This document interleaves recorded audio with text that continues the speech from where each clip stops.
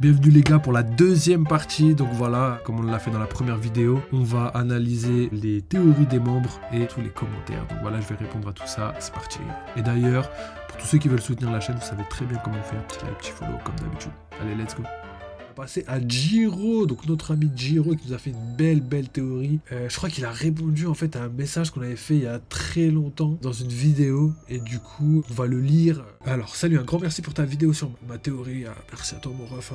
Donc premier problème, Marineford. Il est en forme de lune en lien avec le peuple de la lune, s'étant réfugié dans un pays de Joy Boy, ancien royaume possiblement, donc endroit où le peuple de la lune se serait installé dans cet ancien royaume. Alors pour Marineford, malheureusement Marineford, la création de la marine, etc., c'est venu bien après le siècle oublié. Pourquoi? Tout simplement parce que la marine a été créée par le gouvernement mondial et que le gouvernement mondial a été créé suite au siècle oublié, donc la guerre du siècle oublié. Donc ça malheureusement ça va être compliqué, surtout que Marineford, je pense même qu'elle a été créée bien après et améliorée au fur et à mesure des siècles. Donc je pense pas que Marineford soit un édifice ancien tel qu'on les connaît. On a déjà vu des ruines du siècle oublié, ou même un petit peu après le siècle oublié, et ça ressemble pas du tout à l'architecture qu'on a vue à Marineford. Mais bon, c'est pas totalement invalidé, mais ça me semble très difficile. Ensuite, on a 3 portes de la justice. Elles sont clairement un obstacle pour atteindre le tourbillon. Si mes souvenirs sont bons, Bonclé devait les ouvrir via Impel Down et Barbe Noire les a ouverts via Marineford. Donc la possibilité de les ouvrir seulement par des lieux du gouvernement mondial.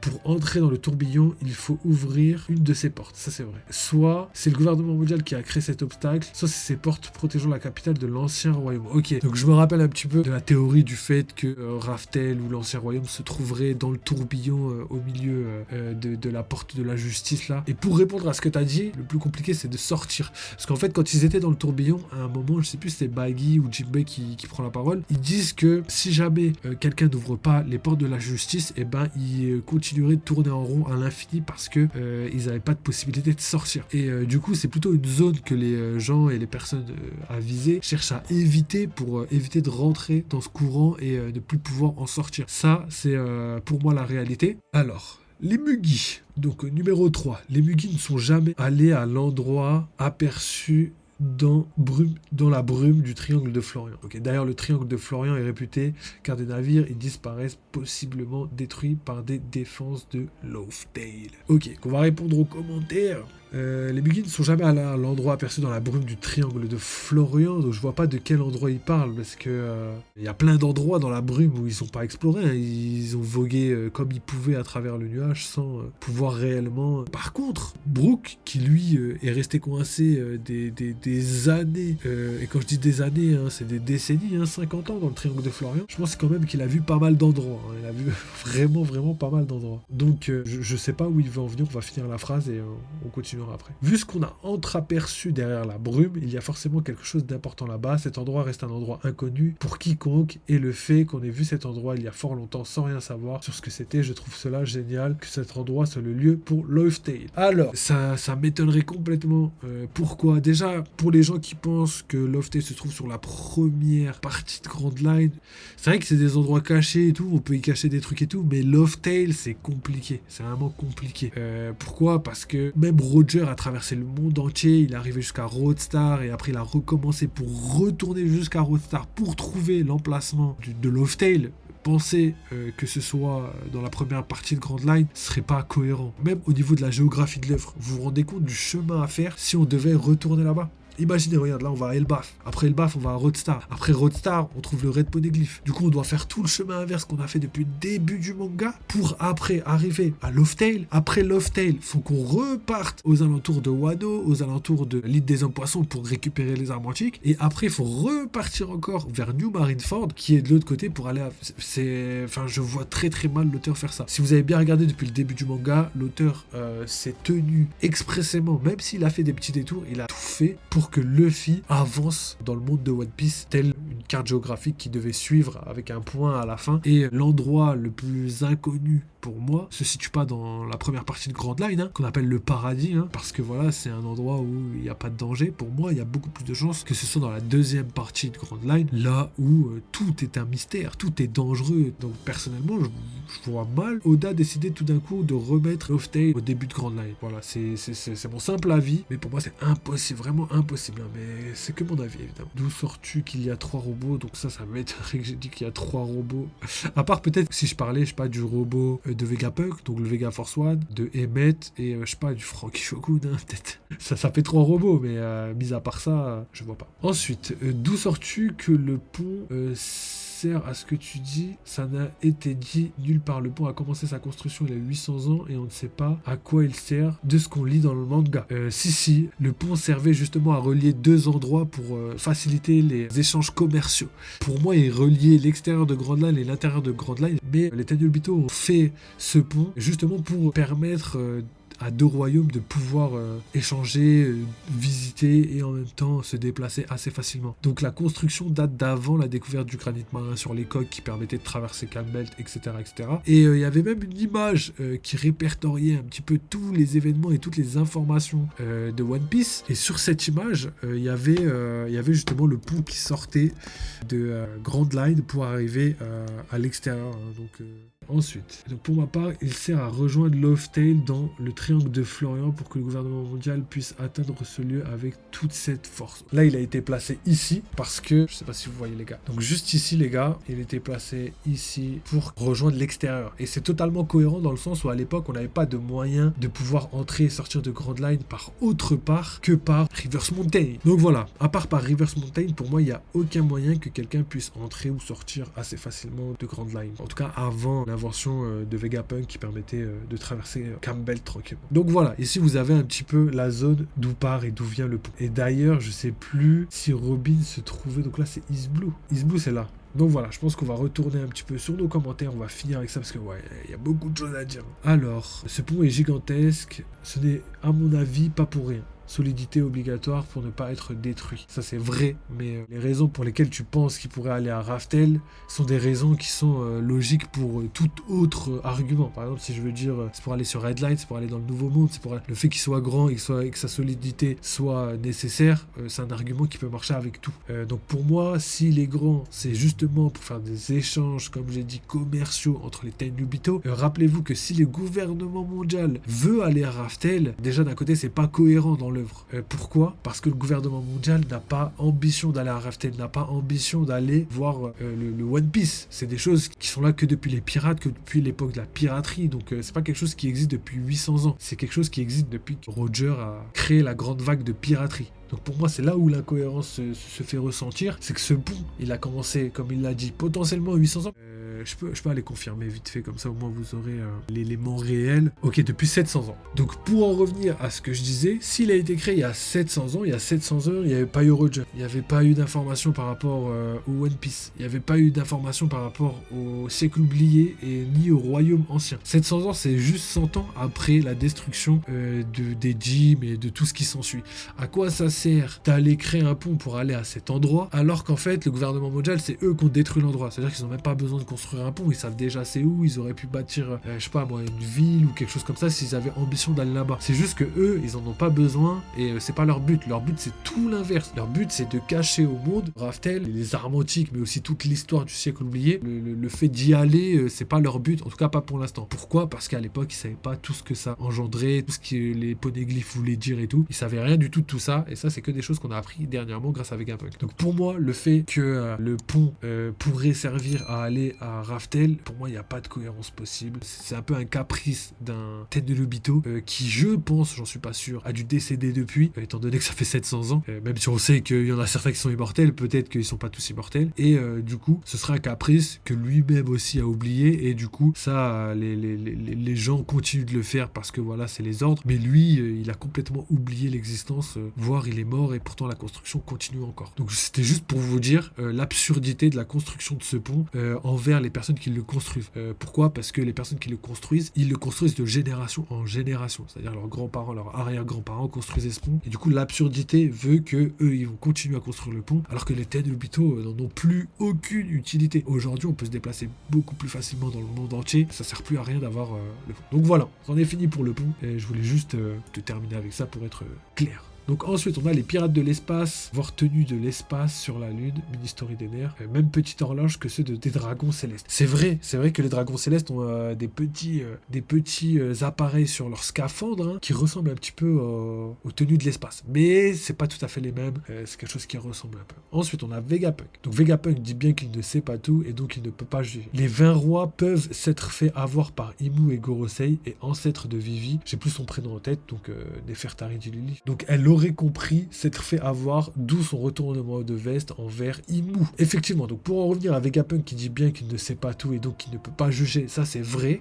Par contre, il veut absolument que le gouvernement mondial n'ait pas le One Piece. On l'a su dernièrement. Ce qu'il veut lui, c'est que ce soit les Mugiwara qui obtiennent le One Piece. Donc, malgré le fait qu'il ne sait pas juger, il a quand même choisi son camp. Donc je pense pas que ce soit pour rien non plus. Et pour le fait que Vivi s'est retournée contre donc une D, c'est ça le pire. C'est une D qui s'est retournée déjà contre les autres D, parce que d'après Joy Boy, le bien entre guillemets c'est Joy Boy et le mal ce serait le gouvernement mondial, même si personnellement je pense qu'il n'y a pas de bon camp, il n'y a pas de mauvais camp, hein. Je pense que tout le monde a ses raisons d'exécuter des choses et je vous l'ai déjà dit plein de fois, l'enfer est pavé de bonnes intentions parce qu'à chaque fois c'est pour des bonnes intentions qu'on fait la guerre, qu'on fait tout ce que vous voulez. À chaque fois on trouve un moyen de faire des choses horribles au nom soit de la liberté, soit de la protection, de tout ce que vous voulez. Donc pour moi il n'y a pas de bien, il n'y a pas de mal. Donc pour les 20 rois, effectivement je l'ai déjà dit plusieurs fois, je me suis dit ça se trouve peut-être que Joy Boy était même le méchant de l'histoire, ça se trouve c'était Joy Boy le méchant de l'histoire. Pourquoi ? Parce que les 20 rois, si t'enlèves le fait que Im-sama s'assoit sur le trône vacant, l'invention du trône vacant c'est quand même quelque chose d'hyper noble, d'hyper bien fait. Donc t'as 20 royaumes fondateurs qui s'allient ensemble pour créer une coalition mondiale afin de préserver la paix dans le monde, et pour empêcher que quiconque puisse avoir le pouvoir suprême sur le monde, ils décident de chacun poser son épée devant un trône vacant pour prêter allégeance et jurer que personne ne montera sur ce trône, ce qui pour moi est quelque chose de bien. Ça montre à quel point le monde ne doit pas être gouverné par une personne ou un groupe de personnes, il doit être gouverné par plusieurs assemblées, plusieurs pays, par le monde lui-même et pas par quelques élites qui prendraient des décisions pour tout le monde. Donc ça, moi je trouve ça hyper bien, je trouve ça hyper bien fait en vrai. Donc est-ce que c'est vraiment les gentils, est-ce que c'est vraiment les méchants ? À voir, mais on saura peut-être un jour, hein, je suis pas sûr, mais j'espère. Ok, ensuite on a les pirates de l'espace qui seraient Imu et le Gorosei auraient attaqué la Lune, et donc les 3 peuples de la Lune, ces 3 peuples de la Lune se seraient alors réfugiés sur Terre et ont été accueillis par l'ancien royaume Joy Boy. Les pirates de l'espace auraient pourchassé les peuples de la Lune sur Terre, mais faisant face à un peuple très fort, les Ji, se seraient alliés à 20 rois de la Terre, hors ancien royaume de Joy Boy, qui eux auraient été jaloux de la grande technologie de l'ancien royaume, technologie dans le peuple de la Lune. Donc oui, la jalousie aurait permis à cette alliance de 20 rois, mais les mensonges des pirates de l'espace restent le déclencheur de cette guerre. Après, là le problème c'est que tu prends Imu-sama comme étant, et le Gorosei comme étant extérieur au gouvernement mondial, mais c'est des saints, c'est-à-dire c'est Saint Imu, Saint Jegar sur Saturne, saints. Donc tous les saints, c'est des personnes qui sont dans le gouvernement mondial depuis l'époque, hein. C'est comme ça qu'ils sont considérés comme étant des familles descendantes des rois fondateurs. Donc quand on prend ça en compte, il faut bien comprendre que Im-sama fait bel et bien partie avec le Gorosei de ces 20 rois. Même Im-sama fait partie des 20 rois fondateurs. Donc ça peut pas être en même temps tout simplement une personne ennemie, on va dire, genre comme les pirates de l'espace, et en même temps un des 20 rois fondateurs. Là, il faut bien comprendre que les 20 rois fondateurs comptent parmi eux Imu Nerona. Pour moi, je pense, à part si c'est un démon qui a pris le corps de Imu-sama, peut-être, enfin la vraie Nerona, peut-être. Mais pour l'instant, je doute qu'elle puisse être l'un et l'autre. Pour moi, c'est clairement soit l'un, soit l'autre. Et je pense tout simplement que c'est la même... Pour l'instant, hein, je pense que c'est la même personne, mais potentiellement possédée par un démon. En tout cas, ce qui est sûr, c'est qu'elle fait partie des rois fondateurs, pas des pirates de l'espace. Et pour moi, les pirates ont été inventés par Joy Boy. Donc, à voir après. Hein. En tout cas, c'est Oda qui l'a dit, premier pirate de l'histoire, Joy Boy. Les pirates de l'espace sont bel et bien arrivés après. Quelle raison, comment, on sait pas, mais c'est bien arrivé après. Arme antique, je ne confonds pas entre Vivi et Momo. J'ai pas compris pourquoi, je pense qu'il va nous expliquer pourquoi juste après. Donc, Crocodile pensait que Pluton se trouvait à Alabasta, certainement car l'arme en lien avec la famille Nefertari et donc Vivi, il me semble, mais je dois vérifier que sur une fresque d'Alabasta, on y voit un bateau, je ne confonds peut-être avec une fresque d'Ener, je dois vérifier. Non, je pense pas, hein. Honnêtement, je pense pas qu'à Alabasta, il y avait quelconque fresque de bateau ou quoi que ce soit. Par contre, Crocodile, il pensait pas que Pluton était à Alabasta, ou peut-être qu'il pensait à tort, mais ce qui est sûr, c'est que Crocodile savait que le poneglyphe d'Alabasta révélait des informations sur Pluton. C'est ça que Crocodile savait. Enfin, il savait que c'était là où il allait avoir les informations nécessaires à la découverte de Pluton, à l'utilisation de Pluton, à la révélation de ce que c'était Pluton. Donc, je pense pas que ce soit quelque chose de similaire à un bateau. Enfin, je pense pas que ce soit quelque chose qui a été révélé sur Alabasta, quoi, vous avez capté. Alors, Pluton n'a été que caché dans l'ancien Wano, et ce serait libéré seulement quand les murs de Wano sont détruits, donc l'eau évacuée. Vivi est un allié important des Mugi, elle n'a clairement pas le niveau d'être Mugi, mais elle est toujours fort présente et aura donc son utilité ultérieurement. Oui et non, elle a le niveau d'être un Mugi au niveau de son importance scénaristique, elle a le niveau d'être un Mugi, même en termes de puissance, je pense pas que la puissance sert dans un équipage dans l'équipage de Luffy. On sait qu'il faut être plus fort et tout dans l'équipage pour survivre, mais quand on voit Chopper, Nami ou Usopp, je pense que n'importe qui avec des bonnes armes, etc., avec peut-être une bonne intelligence, peut s'en sortir dans l'équipage de Luffy. Surtout que n'oubliez pas une chose, Oda lui-même considère encore aujourd'hui Vivi comme étant une membre des Mugiwara. Donc il faut toujours garder ça en tête. Alors, je la vois être une arme antique et celle donc qui aura le contrôle de Pluton. Bateau, arme, donc à la surface de l'eau. Pluton est à Wano. Ensuite, pour revenir à ce que tu as dit par rapport à Alabasta, le poneglyphe d'Alabasta, donc le poneglyphe qui date bien du siècle oublié, des 800 ans, indique l'emplacement de Pluton. Et Pluton est bel et bien à Wano. Donc ça, c'est quand même quelque chose de intrinsèquement réel. Donc après, est-ce que la personne qui peut contrôler un navire, c'est Vivi? C'est potentiellement vrai, même si je la vois avoir un rôle complètement différent. Je pense que Vivi, elle a un rôle politique déjà depuis le début. Déjà, la première fois qu'on a vu la rêverie dans le manga, c'était avec Vivi. On n'était même pas au courant que c'était la rêverie. Ensuite, son but, c'était de reprendre le pays. On a vu que son père était mort et qu'aujourd'hui, Alabasta est un peu livré à lui-même, même si derrière, Vivi a son rôle à jouer. Donc pour moi, il y a un intérêt politique. Et oublions pas Imusama qui a vraiment une obsession pour Lily, mais qui retrouve à travers Vivi quelque chose. Donc moi, je pense que c'est plus lié à tout ça. Clairement, je pense sincèrement que Vivi aura un lien par rapport à tout ça, mais pas forcément avec les armes antiques. Alors ensuite, on a Momo, lui a le contrôle sur Zunisha comme Shirahoshi sur les rois des mers. Luffy a pu entendre et parler aux rois des mers comme à Zunisha, mais les deux armes lui ont bien dit à Luffy qu'ils n'obéissaient qu'à leur roi. Shira pour le roi des mers, Momo pour Zunisha. Donc ils lui ont pas dit directement. Hein. Évidemment, ils lui ont pas dit directement, mais ils répondaient pas à Luffy. Luffy disait tout le temps ouais, qui me parle, quelles sont ses voix. Même Roger disait qui me parle, quelles sont ses voix, et au final personne ne répondait, mis à part quand c'était Shirahoshi qui parlait. Et pareil pour Zunisha. Zunisha obéissait qu'à la voix de Momo et pas du tout à la voix de Luffy.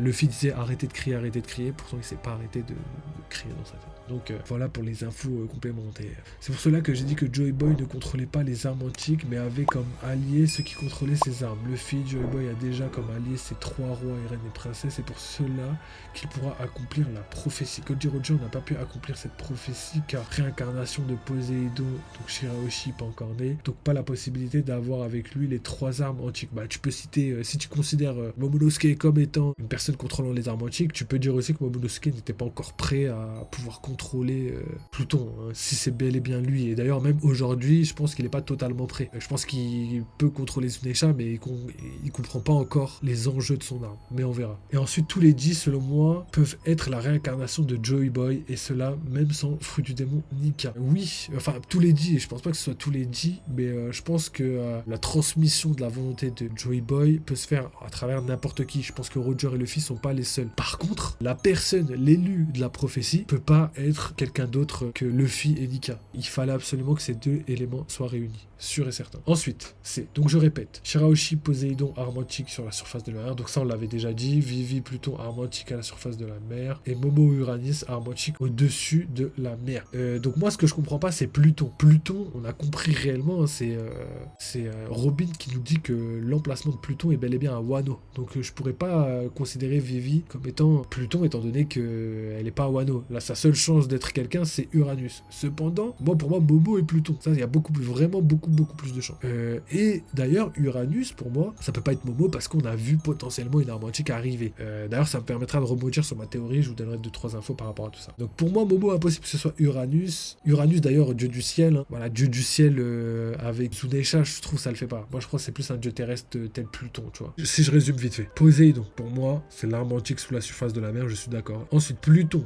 Pour moi, ça peut pas être Vivi, parce que l'emplacement de Pluton est bel et bien sous Wano, ça a été dit 2 fois. Une fois par Robin, quand elle a lu le poneglyphe à l'époque, elle l'a dit bien après, mais en tout cas, elle l'a dit que l'emplacement de Pluton était bel et bien à Wano. Et la deuxième fois, c'est par le père de Oden-sama, qui nous dit que Pluton est caché sous Wano. Donc, potentiellement dans l'ancien Wano, potentiellement dans la Terre, potentiellement sous le volcan, tout ce que vous voulez, mais ce qui est sûr, c'est que Pluton est bel et bien sous Wano. Et pour terminer, Uranus, arme antique au-dessus de la mer, pour moi, ça peut pas être Momo, expliquer pourquoi, et ça peut pas être Vivi non plus. Pourquoi? Parce qu'on a vu Im-sama potentiellement utiliser une arme antique qui pourrait être Uranus. Cependant, il faut bien comprendre une chose. Moi, dans ma théorie, je pense sincèrement que les 3 armes antiques sont de type humain. Je pense pas, en tout cas en fonction de la création d'Oda par rapport aux armes antiques, donc la mécanique qu'il a mis en place, pour moi c'est plus logique que ce soit quelqu'un d'humain, avec des sentiments, avec une réflexion. Ça peut pas être un objet pour moi. Pourquoi? Parce qu'un objet, n'importe qui peut l'utiliser à mauvais escient, n'importe qui peut faire n'importe quoi avec. Admettons quelqu'un le trouve par hasard, il peut se passer des dingueries. Donc pour moi, je trouve pas ça logique. Par contre, ce que je pense, c'est que Vegapunk pourrait confondre arme antique et arme antique. Lui-même ne sait pas ce que sont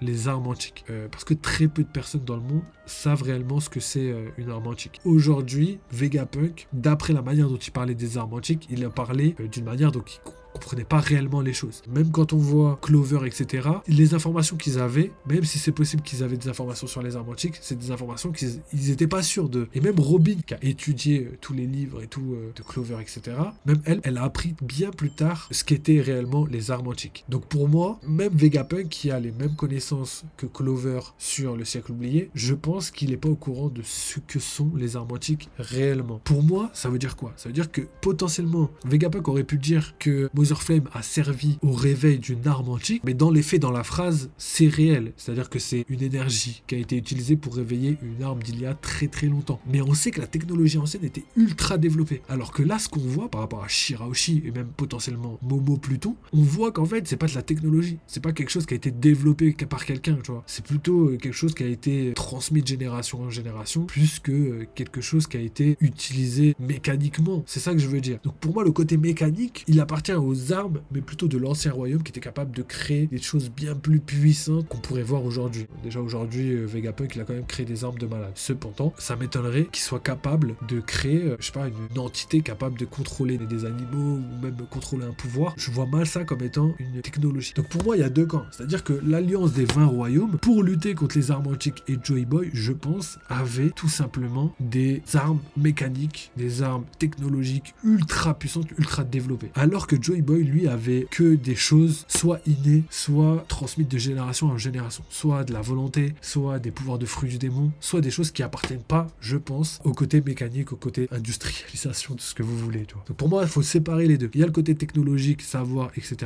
ultra développé, qui pour moi appartient aux 20 royaumes fondateurs du gouvernement mondial. Et Joy Boy, lui, je le vois plus en mode fruit du démon, acquis développé, donc fruit du démon pour le côté Nika, Joy Boy, acquis hyper développé, donc c'est des pouvoirs innés qui sommeillent en chacun de nous. On a aussi potentiellement des armes antiques, mais plutôt des armes comme Poséidon, Pluton, Uranus qui portent le nom d'un dieu. Et pour moi, le fait que ce soit un dieu, ça pourrait être lié à leur pouvoir. C'est-à-dire qu'à l'époque d'il y a 800 ans, pour les peuples qui n'étaient pas ultra développés, si tu vois quelqu'un capable de maîtriser les rois des mers ou même maîtriser Zunesha, on a quand même une potentielle chance que ces gens décident de les considérer comme des dieux et de leur donner le nom d'un dieu à justement cette arme antique. Alors que si c'était des choses mécaniques, le fait qu'ils portent un nom d'un dieu, je sais pas si c'est intéressant ou pas. Pour moi, le plus important, c'est le fait qu'ils aient bel et bien tous le nom d'un dieu, et que si on leur a donné le nom d'un dieu, pour moi, c'est potentiellement parce que vous aurez pu être considérés comme des dieux à cause de leur pouvoir, à cause de ce qu'ils sont, et pas forcément à cause de ce qu'ils ont créé. Donc voilà, en tout cas pour les 3 armes. Alors, il est possible que les 3 armes antiques proviennent des 3 peuples de la Lune, mais là, je n'ai que peu d'éléments pour l'affirmer, même si je n'affirme rien réellement, donc c'est que des théories. C'est pas impossible, ça dépend juste de comment on se positionne par rapport au peuple de la Lune. Parce que par exemple, on a vu Kalgara qui pourrait être lié aux Lunariens. Au niveau de la peau, c'est la même couleur, mais au niveau de la forme des ailes, c'est pas pareil. On sait que les Lunariens viennent de la Lune, et on sait qu'ils avaient des connaissances avec Joy Boy. Est-ce que c'est grâce à Kaido que King était au courant de ça, ou est-ce que c'est parce que dans leur famille on transmettait des choses depuis des générations, un peu comme les boucaniers? Je sais pas. En vrai, ça c'est un terrain un petit peu glissant, étant donné que, comme tu l'as dit, on n'a pas d'informations par rapport à tout ça. Et ensuite, pour terminer, Arme Jimmu pourrait être un vaisseau spatial. Oui, c'est mon avis, son vaisseau qu'on voit à travers les nuages, mais Mother Flame n'est pas l'arme utilisée par Imu lors de l'ancienne guerre.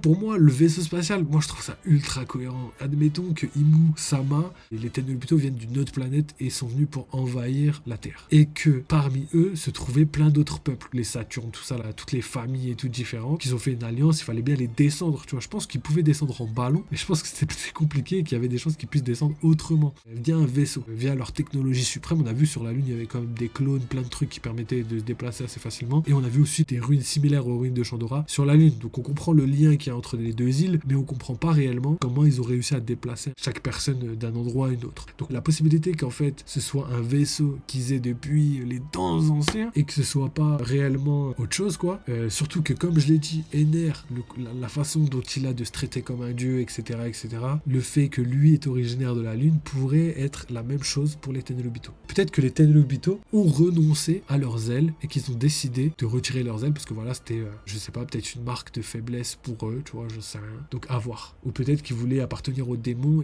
ou peut-être que c'est des anges déchus. Peut-être qu'ils ont retiré leurs ailes parce que voilà, c'est des anges déchus. Enfin, voilà. On divague, mais vous avez capté où je voulais en venir. Et pour terminer, possibilité qu'Imu n'ait plus accès à cette énergie, d'où l'intérêt de la technologie de Mother Flame. Donc là, pour l'instant, tout est réel. Donc différencier le vaisseau Jimmu et l'arme Jimmu de l'époque Mother Flame. Ok. Pour moi, il peut l'utiliser. Pour moi, c'est les mêmes armes qu'il utilisait pendant la guerre du siècle oublié. Juste, ils avaient perdu la capacité de créer des centrales, etc., etc. Donc, à voir. 11. Pour Barbe Noire, Barbe Blanche le dit à Barbe Noire. Il n'est pas le dit que Roger attend, donc ça implique qu'il y a qu'un dit qui peut être la réincarnation de Joy Boy, et donc celui qui réalisera la prophétie. Et pour terminer avec ça, d'un côté c'est vrai, mais d'un côté c'est faux. Pourquoi? Parce qu'on a eu l'information très récemment. Vegapunk dit lui-même que la personne que Joy Boy attendait sera pas forcément la personne qui découvrira le One Piece. Et ça, en fait, on nous le tease depuis très très longtemps, et pour moi, j'ai vraiment l'impression que ce soit Barbe Noire qui va finir avec le One Piece. Et pour moi, ça me choquerait de ouf, parce que vous vous rendez pas compte, si Barbe Noire décide, enfin, je sais pas s'il va décider ou pas, mais si Barbe Noire réussit à avoir le One Piece, je pense que ça va être une masterclass dans le sens où il aura tout, il aura le monde entier à ses pieds. Pourquoi? Parce que voilà, il a 2 fruits comme personne en fait. Ensuite, potentiellement les informations sur les armes antiques, ce qu'il pourrait utiliser comme il veut, sûrement à mauvais escient pour détruire le monde ou autre chose. Et aussi, il a le côté G, le côté race réellement qui pourrait prendre les devants. Donc voilà les gars pour toutes les informations. J'espère que j'ai été clair. Je pense que là on a quand même énormément d'informations. Je pensais pas rester aussi longtemps et faire aussi peu de commentaires les gars. C'est une dinguerie, mais vous inquiétez pas. On va essayer de répondre à toutes les autres très bientôt. Je vais en faire plusieurs histoire que vous ayez les réponses à toutes vos questions. Donc voilà, je disais merci encore les gars d'avoir suivi ce live. On va se retrouver très bientôt pour la suite parce que je compte, comme je l'ai déjà dit, faire plusieurs vidéos pour répondre à tous vos messages parce qu'il y en a énormément. Je vous enverrai un petit commentaire pour vous dire que voilà, j'ai répondu à toutes vos interrogations. Et j'espère que voilà, ça vous a plu et que vous soutiendrez la chaîne comme vous avez l'habitude de le faire. Merci encore à tous ceux qui le font, le petit like, le petit follow, tout ce que vous voulez. Franchement, ça fait trop plaisir. J'ai trop hâte de faire plein de nouveaux trucs avec vous les gars. N'hésitez pas à me dire en commentaire si jamais vous avez des idées, si jamais vous avez du contenu que vous préférez à d'autres. Dites-le moi, comme ça au moins je vous en ferai plus. Donc voilà, je pense que j'ai fait le tour. Encore merci à Jiro, à Jean-Michel Pierrard, à Calix Motion et c'est tout. Donc voilà, merci à tous. Nous on se recapte très très vite parce que voilà, il y a pas mal de choses qu'on va regarder ensemble, qu'on va traiter ensemble très prochainement. Le chapitre de One Piece qui va arriver, l'épisode qui arrive ce week-end qui va sûrement parler de Sabo et des échanges qu'il a avec le Gorosei. Donc là ça va être Sabo et les premières formes du Gorosei montrées, mais surtout Im-sama potentiellement qui pourrait parler, discuter, etc., etc. On aura énormément d'informations. Donc voilà les gars, merci encore. N'oubliez pas, vive les jeux vidéo, vive One Piece. Nous on se capte très très vite et à très bientôt. Allez, ciao les mecs.